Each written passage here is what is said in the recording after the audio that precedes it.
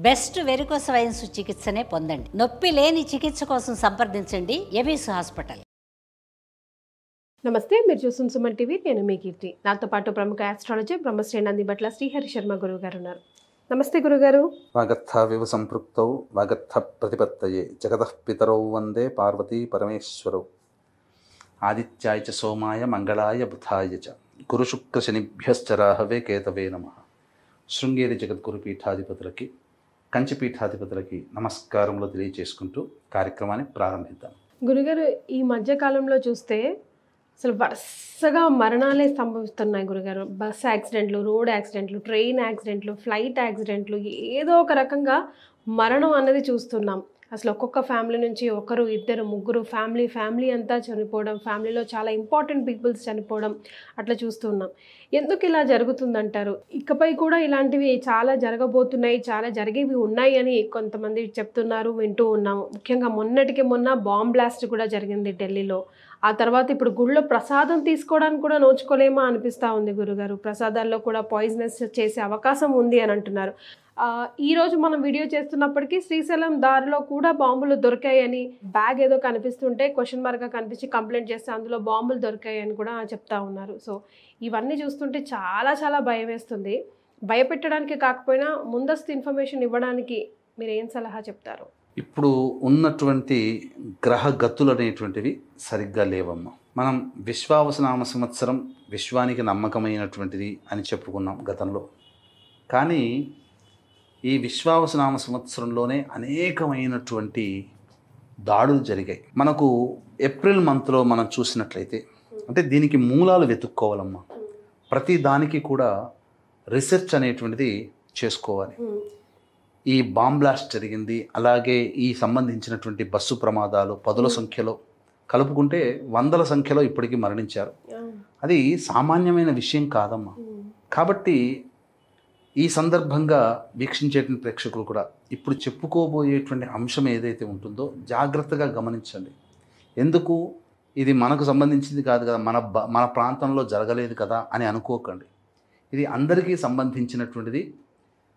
ఇది ఎక్కడో ఒక చోట జరిగిన విపత్తు వేరు. ఇది మన భావి జీవితంలో ఎలా ప్రసిద్ధమైన రోల్ పోషిస్తుంది, ఇప్పుడు చెప్పుకునే ప్రతి అంశము కూడా మన అందరి జీవితాల్లోనే జరగబోతాయి, సందేహం లేదు. ఎందుకనంటే రీసెర్చ్ చేశానమ్మా. చాలా రీసెర్చ్ చేస్తే ఒక 100 సంవత్సరాలు వెనక్కి వెళ్ళాను. వెళ్ళినప్పుడు ఏ గ్రహాల ప్రభావం వల్ల ఇటువంటిది జరిగింది, ఇప్పుడెందుకు మళ్ళీ తీవ్రవాద దాడి అనేటువంటిది వస్తే మొట్టమొదటి మనం చూద్దాం. మార్చి 29వ తారీఖు రోజున షట్గ్రహ కూటమి, శని మారాడు. ఆ రోజున వేరే దేశంలో సూర్యగ్రహణం, ఇవన్నీ సంభవించాయి. మన భారతదేశంలో సంభవించలేదు కదా, మనకేం సంబంధం లేదు, ఊరికే పాపం పిచ్చిగా మాట్లాడుతున్నాడు, ఏదో ఆయన దానికోసం సొంత స్వలాభం కోసం మాట్లాడుతున్నాడు అని చెప్పి కామెంట్లలో మనం చేసిన వీడియోలకి చాలామంది పెట్టారు. మరి ఏప్రిల్ మంత్లో 22, 24 జరిగింది ఏందమ్మా? పెహల్గాం దాడి జరిగింది కదా. 26 మంది హిందువులు చనిపోయారు, తీవ్రవాద దాడి. మనం 26 మందిని కోల్పోయాం, వాళ్ళు కొంతమందిని కోల్పోయారు. దాడి జరిగింది. తర్వాత అడపా ఇవన్నీ జరుగుతున్నాయి. ఆపరేషన్ సింధూర్ ఇవన్నీ జరిగాయి, అక్కడి నుంచి మొదలయ్యాయి. ఆ షడ్గ్రహ కూటమి తదనంతరం తర్వాత ఇప్పుడు మొన్నటికి మొన్న అక్టోబర్ 18వ తారీఖు రోజున గురుడు మిథున రాశి నుంచి అతిచారముతో ఈ కర్కాటక రాశిలోకి వచ్చాడు. ఇప్పుడు కర్కాటక రాశిలోనే సంచారం చేస్తున్నాడు. 5 డిసెంబర్ వరకు ఉంటాడు. తర్వాత మిథున రాశికి వెళ్ళిపోతాడు. జూన్ 6 వరకు ఉంటాడు వచ్చే సంవత్సరం. తర్వాత మారుతాడు, కర్కాటక రాశిలోకి వస్తాడు మళ్ళీ. ఎన్నడూ లేనంతగా నేను రీసెర్చ్ చేసిన తర్వాత తెలిసినటువంటి విషయం ఏంటంటే, రాబో 8 సంవత్సరాలు మహాగడ్డు కాలం. 1, 2 కాదమ్మా, రాబో 8 సంవత్సరాలు అంటే 2025 సంవత్సరం నుంచి మొదలుకొని 2033వ సంవత్సరం వరకు కూడా మనుష్యులుగా పుట్టిన మనమందరం కూడా అప్రమత్తంగా ఉండాల్సినటువంటి సమయం. జనాలు పిట్టల్లా రాలిపోతారు. ఇది నేను భయపెడుతున్నాను మాత్రం దయచేసి వీక్షించేటువంటి ప్రేక్షకులు కూడా అనుకోకండి. గత చరిత్రని మనం అధ్యయనం చేసిన తర్వాత, అంటే ఎక్కడి దాకా వెళ్ళాను, ఫస్ట్ వరల్డ్ వార్ నుంచి మొదలుపెట్టాను. అంటే గురువు అతిచారం అంటే ఏంటి అని అంటే ఒక రాశి నుంచి ఇంకొక రాశికి వెళ్ళడం, అనుకున్న సమయం కంటే ముందే వెళ్ళడం అతిచారం అని అంటారు. ఇప్పుడు ఏం జరుగుతుంది ఈ అతిచారంలో ఎలా తెలుసుకోవాలి అంటే, నవగ్రహాల్లో గురువు, శని, రాహు, కేతు చాలా ప్రధానమైన గ్రహాలు. శని 2.5 సంవత్సరాలు ఒక రాశిలో ఉంటాడు. రాహు, కేతులు ఇద్దరు 1.5 year పాటు ఉంటాడు, 18 నెలల పాటు ఉంటారు. ఇక గురువు రమారమి 370 రోజుల పాటు ఒక రాశిలో ఉంటాడు, అంటే ఒక సంవత్సరం సుమారుగా. అంటే సంవత్సరం పాటు ఒక రాశిలో తను ప్రయాణం చేస్తూ ఉంటే ఎంత సమయం తీసుకుంటుందో ఆ రాశి మారడానికి 370 రోజులు అంటే 150 రోజుల్లోనే పూర్తి చేస్తున్నాడు. ఇప్పుడు మీరు ఒక పనికి ఇక్కడి నుంచి విజయవాడకి వెళ్ళడానికి 5 గంటల సమయం అనుకోండి. మీరు చాలా స్పీడ్గా వెళ్ళిపోయి 2 గంటలు వెళ్ళిపోతే 3 గంటలు మీకు సేవ్ అవుతుంది కదా. ఈ 3 గంటల్లో మళ్ళీ మీరు ఇంకేదో పనులు చేస్తారు కదా. అలా గురువు అతిచారం ఉన్నప్పుడు చాలా ఇబ్బందులు జరుగుతాయి. మంచి జరుగుతుంది, చెడు జరుగుతుంది.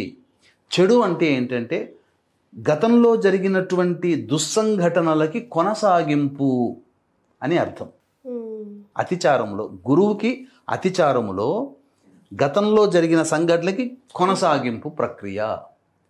కొనసాగింపు ప్రక్రియ జరిగింది కదా. గతంలో టెర్రరిస్ట్ అటాకు 18 అక్టోబర్ నాడు మారారు. తర్వాత కొనసాగింపు ప్రక్రియ 10 నవంబర్ నాడు జరిగింది. మరి జరిగింది నష్టం ఏంటమ్మా? నష్టమే కదా ఇది. ఉగ్రదాడి మరి కొనసాగింపు అయింది.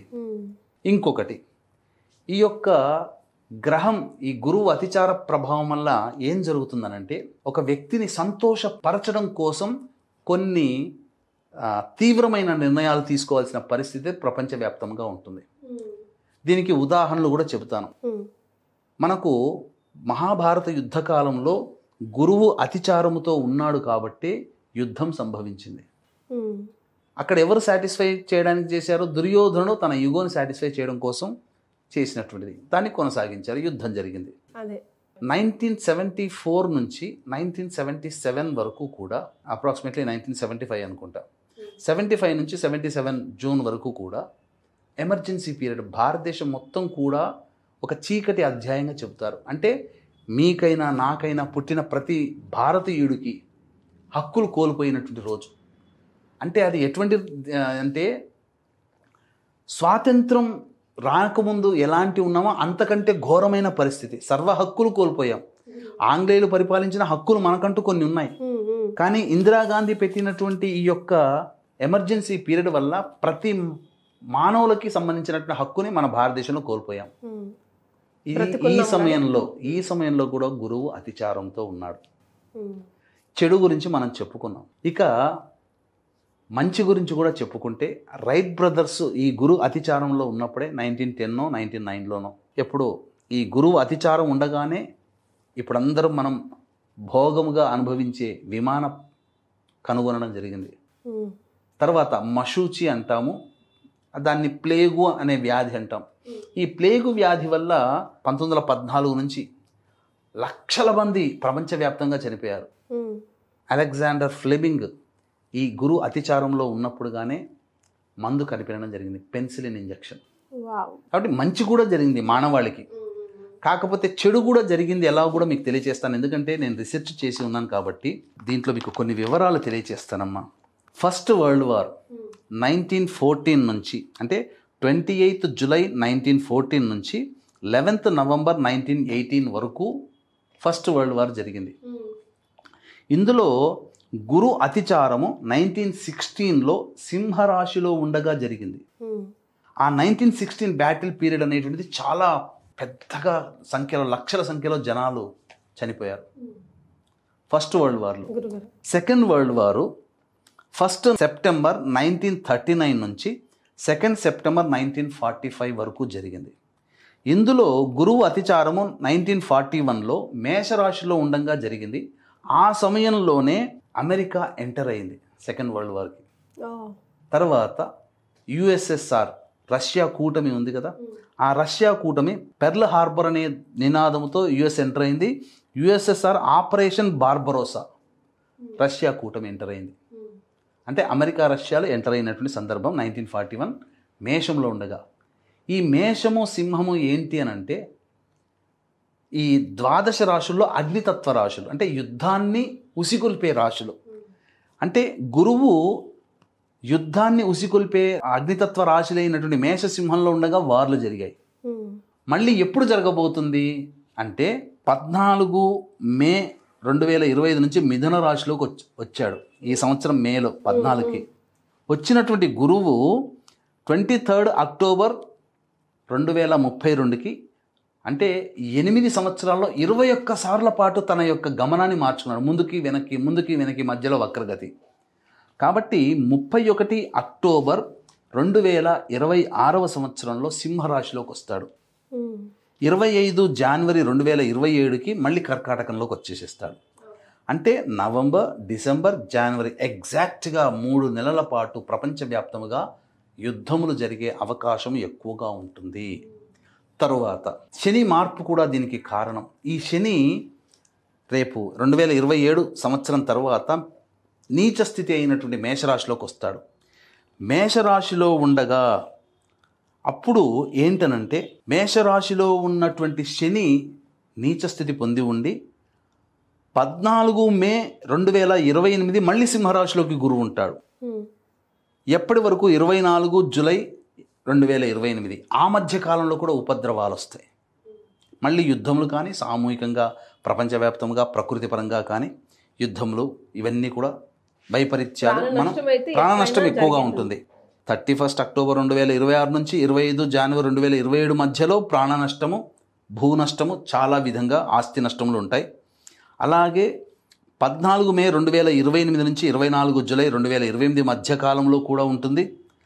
తరువాత ఎంత ప్రమాదము, ప్రపంచవ్యాప్తముగా దుర్భిక్షము అనేటువంటిది చూడబోయేటువంటిది ఎప్పుడంటే మార్చి 16వ తారీఖు 2031 నుంచి సెప్టెంబర్ 26వ తారీఖు వరకు 2031 శని రోహిణి నక్షత్రంలో సంచారం చేస్తుంటాడు.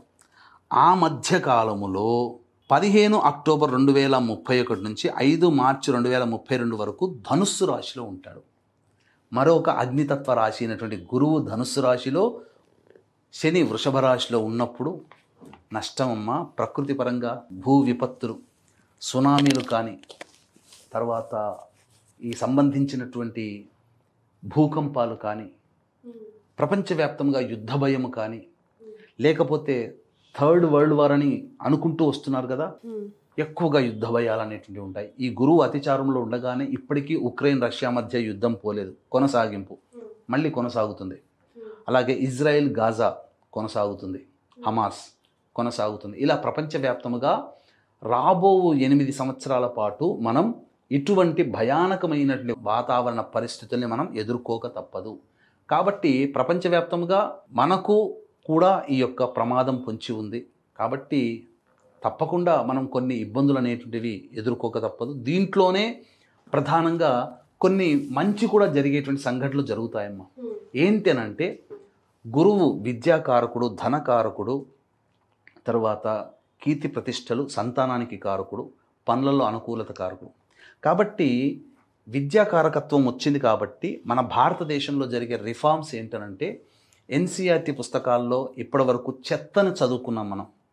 మనకు కేవలం మన చరిత్ర అంటే మొఘల్స్ నుంచి ప్రారంభమై డచ్ వాడు, పోర్చుగీస్ వాడు, ఇంకా ఫ్రెంచ్ వాడు, ఈస్ట్ ఇండియా కంపెనీ వాడు, బ్రిటిష్ వాడు, వీడు మాత్రమే పరిపాలించిందే మనకు చరిత్ర. మొత్తం రిఫార్మ్ అవుతుంది. మొట్టమొదలు క్రీస్తు పూర్వం కంటే మొదలైనటువంటి గొప్ప గొప్ప రాజుల చరిత్రల్ని మనం పుస్తకాల రూపంలో భవిష్యత్తు తరం విద్యార్థులు చదువుకుంటారు. మనం చదివింది చెత్త అని ఇప్పుడు మనకు అర్థమవుతుంది. మన మీద చెత్తనే రుద్దారు. మన హిందూ ధర్మాన్ని నాశనం చేసి రుమాలు కుట్టుకొని వచ్చిన డబ్బులతో తిన్నాడు అని చెప్పి ఔరంగజేబుని గురించి గొప్పగొన్నాం. ఎన్ని దుర్మార్గమైనటువంటి పనులు చేశాడమ్మా. అక్బర్ బాద్షా అని అంటాం, ఎన్ని దుర్మార్గాలు చేశాడు. ఒక్కడా రెండా చెప్పుకుంటూ పోతే టిప్పు సుల్తాన్ మెల్కోటే రామాలయంలో ఎన్ని వందల మందిని, రామాలయంలోనే వేల మందిని చంపాడమ్మా. కాబట్టి ఇవన్నీ కూడా చరిత్రలో అసలు సిసలైన చరిత్రని మనం తెలుసుకోబోతున్నాం. ఇప్పుడు మనం చెప్పాలి అని అంటే క్యాన్సర్ రోగానికి, థైరాయిడ్ సమస్యలకి, షుగర్ సంబంధమైన సమస్యలకి మూల కారణం ఈ గురువు. వీటికి సంబంధించినటువంటి సమూలమైనటువంటి కొత్త మందులు ప్రజలకి అందుబాటులోకి వస్తాయి. ఓ, ఇప్పటికే గురువు అతిచారం రాగానే షుగర్కి ఏదో మందు వచ్చిందని చెప్పి అన్ని ప్రసార మాధ్యమాల్లో చూస్తున్నాం. 18 అక్టోబర్ తర్వాత వచ్చినటువంటి ఇన్వెన్షన్. కాబట్టి ఇలా మంచి కూడా జరుగుతుంది. మనం ఎంతో కాలం నుంచి ఎదురు చూస్తున్నటువంటి భద్రతా మండలిలో ఉన్నతమైన స్థానం మనకు లభిస్తుంది. లేదు అది పక్కకు తోసి దానికంటే గొప్పదయ్యే శక్తివంతమైనటువంటి దేశాల కలయికల్లో మనం ప్రధాన భాగస్వామి, ఒక గొప్పదైనటువంటి స్థానాన్ని మనం పొందుతాం. ఇక భద్రతా మండలితో సంబంధమే లేదు. ఇక మనం ఉన్నటువంటి ఏర్పరిచిన గ్రూపే పెద్దదయ్యే అవకాశం అందుబాటులో ఆ చిరకాలంలోనే ఉంది. కాబట్టి కొన్ని నియమాలు అనేటువంటివి కూడా ఈ యొక్క సమస్య ప్రపంచవ్యాప్తంగా మనం చెప్పుకున్నాం, మంచి చెప్పుకున్నాం, చెడు చెప్పుకున్నాం. గురుగారు కానీ మనము దైనందిన జీవితంలో కొన్ని నియమాలు కూడా పాటించినట్లయితే ఆ యొక్క గురువు అతిచార ప్రభావం వల్ల వచ్చే సమస్యల నుంచి మనం బయటపడతామమ్మా. అవి ఎలాంటివి ఉంటాయి గురుగారు? ఏం చేయాలంటారు? ఎప్పుడు చేయాలంటారు? ఎలా చేయాలంటారు? ఇలాగ మనం చూసుకున్నట్లయితే ప్రతి వాళ్ళు కూడా దత్తాత్రేయ ఆరాధన చేయాలి. అసలు సిసలైన దత్త స్వరూపము అంటే దత్తాత్రేయుడే. అత్రి అనసూయులకి పుట్టిన దత్తాత్రేయుడే గురువు. ఈనాడు మనం చూస్తే మనం అసలు కంటే కొసరుని ఎక్కువగా పెట్టుకుంటున్నాం. బాబాల చుట్టూ తిరుగుతున్నాం, ఆశ్రమాల చుట్టూ తిరుగుతున్నాం, వాళ్ళకి పాదసేవలు చేస్తున్నాం. మనిషిగా పుట్టి మనిషిగా రోగాల బారిన పడి చచ్చినటువంటి మనుషులకి గుళ్ళు గోపురాలు కట్టుకుంటూ మనం పూజించాల్సినటువంటి దౌర్భాగ్యమైనటువంటి స్థితిలో మనం ఉన్నాం. అందరూ అవధూతలే. అవధూతల్లో ఎవరు తక్కువవారు? శృంగేరి పీఠాధిపతులు అవధూతులు కాదా? రమణానంద మహర్షి అవధూతలు కాదా? కంచి పీఠాధిపతి చంద్రశేఖరానంద సరస్వతి అవధూత కాదా? మాణిక్య ప్రభు అవధూత కాదా? అక్కల్కోట్ మహారాజు అవధూత కదా? ఎవరికి లేనట్టు ఎవరు అవధూతలు? అవధూతలను ఏమన్నా గుళ్ళు గోపురాలు కట్టి అభిషేకం చేయమన్నారా? పిచ్చి పనులు చేస్తున్నాం మనం, అజ్ఞానంతో చేస్తున్నాం. కలియుగ ధర్మం ఏంటనంటే పాపములు పెరగాలి, పుణ్యము తగ్గాలి. పాపం పెరగాలంటే దేవతలు, మనకు వేదాల్లో చెప్పిన దేవతని కాకుండా అవధూతలుగా ఉన్నటువంటి వాళ్ళని పూజిస్తున్నాం, అభిషేకాలు చేస్తున్నాం, హారతులు పడుతున్నాం. భక్తుడు ఉండాల్సిన చోట దైవాన్ని పెడుతున్నాము, దైవం ఉండాల్సిన చోట భక్తుని పెడుతున్నాం.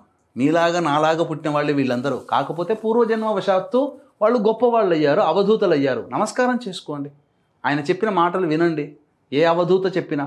అంతే తప్ప హారతులు పట్టడాలు, గుళ్ళు గోపురాలు కట్టడాలు, అభిషేకాలు చేయడాలు, అసలు దైవమే మంత్రమే బీజాక్షరాలే లేదు, యంత్రమే లేనటువంటి వాళ్ళకి కూడా ఈ రోజున చేస్తున్నారు. అవన్నీ మానుకోండి. ఎందుకంటే దైవం కాదు, ఒక అవధూతగా గౌరవిద్దాం, అంతవరకే. గురుగారు ఇప్పుడు నేను ఒక మంచి మాటలు చెప్పానమ్మా, నన్ను పూజించమన్నా, దాని అర్థం నన్ను ఆ మంచి మాట చెప్పినందుకు గౌరవించాను, అంతవరకే. మరి అంతే తప్ప ఈయన గొప్ప మాట చెప్పాడు కాబట్టి ఈయన దేవుడు అని చెప్పి చేస్తే పిచ్చి అంటారు దాన్ని. అందుకనే ఆ మూఢం నుంచి బయటికి రండి. మనకున్నారు, ఈశ్వరుడు ఉన్నాడు, విష్ణు ఉన్నాడు, అమ్మవారు ఉంది, లక్ష్మి ఉంది, వినాయకుడు ఉన్నాడు, సుబ్రహ్మణ్య స్వామి ఉంది. ఎవరు తక్కువ మనకు? అంతకంటే గొప్ప కాదుగా. దత్తాత్రేయుని కొలిస్తే బ్రహ్మ విష్ణు మహేశ్వరుడు ముగ్గురు కొలిచిన ఫలితం. కాబట్టి ఆ విధంగా చేయండి. దత్తాత్రేయ ఆరాధన ప్రతిరోజు కూడా దత్త కవచము కానీ, కాలాన్ని శాసించేవాడు కాలభైరవాష్టక పారాయణం, గణపతి స్తోత్రము, కలవు చండీ వినాయకో కాలభైరవ, దుర్గా ఆరాధన, ఇవి 4 చేసి నిత్యము చేస్తున్నటువంటి మానవుడికి ఎప్పుడు కూడా ఉపద్రవాలు ఏమీ చేయవు. దీన్ని దృష్టిలో పెట్టుకునే మన పీఠం ఆధ్వర్యంలో ప్రతి నెల మానవుడికి యోగాన్ని అందించాలనే ఉద్దేశంతో సర్వదోష నివారణ పూజలు, హోమాలు అనేటువంటివి ప్రత్యేకించి చేయడం జరుగుతుంది. ఇందున మృత్యుంజయ హోమము, సుదర్శన హోమము, లక్ష్మీ హోమము, గణపతి హోమము, ఇలా అనేక ఉగ్రదేవతల హోమాలు, తద్వారా మనకు మంచిని కలిగించేటువంటి ఇలాంటివి ఎన్నో కూడా చేయిస్తున్నామమ్మా. మానవుడికి దరిద్రము కావు, ఉండకూడదు, ఆనందంగా జీవించడానికి ఏ దేవతలైతే తోడ్పడతారో ఆ దేవతల హోమాది కార్యక్రమాలు ప్రతి నెల మనం చేయిస్తున్నాం. దీంట్లో సభ్యులుగా చేరవచ్చు, అందరికీ కూడా అవకాశం ఉంటుంది. తద్వారా చేరినటువంటి వాళ్ళకి మనం చేసుకున్నటువంటి పుణ్యము మనం భవిష్యత్తులో మనం అనుభవిస్తాం. ఈ కలియుగంలో దానమే చెప్పబడి ఉంది. కాబట్టి నియమ ప్రకారము ఈ యొక్క సంపాదించిన దాంట్లో నెలకొక 300 రూపాయలు ఖర్చు పెడతాం కదమ్మా, తప్పులేదుగా. దానం చేయండి చాలు. తోచిన వస్తువులు ఎవరికైనా అనాథలకి దానం చేయండి, శక్తి కొలది చేయండి. ఆ దానమే మనల్ని ఆపద సమయంలో కాపాడుతుంది. అవకాశం ఉంటే భగవంతుడు ఇంకా శక్తినిస్తే మన పీఠం ఆధ్వర్యంలో జరిగే ప్రతి నెల ఒక రక్షణ కవచం, మృత్యుంజయ హోమం చేయడం ద్వారా అకాలమైనటువంటి ప్రమాదాల నుంచి బయటపడతాం. ఇలాంటివి ఎన్నో హోమాలు ప్రతి నెల ఒక పుణ్యతిథి రోజున మన పీఠం ఆధ్వర్యంలో సంవత్సరం పాటు కొనసాగుతుంది. అందులో నమోదు చేసుకోవచ్చు. వీడియోలు కూడా ప్రతి నెల పంపించడం జరుగుతుందమ్మా. చాలా సంతోషం గురుగారు, ఈ వీడియో ద్వారా చాలా ఇంపార్టెంట్ సమాచారాన్ని అందించారు. ధన్యవాదాలు. సర్వం శ్రీ ఉమామహేశ్వర పరబ్రహ్మార్పణమస్తు.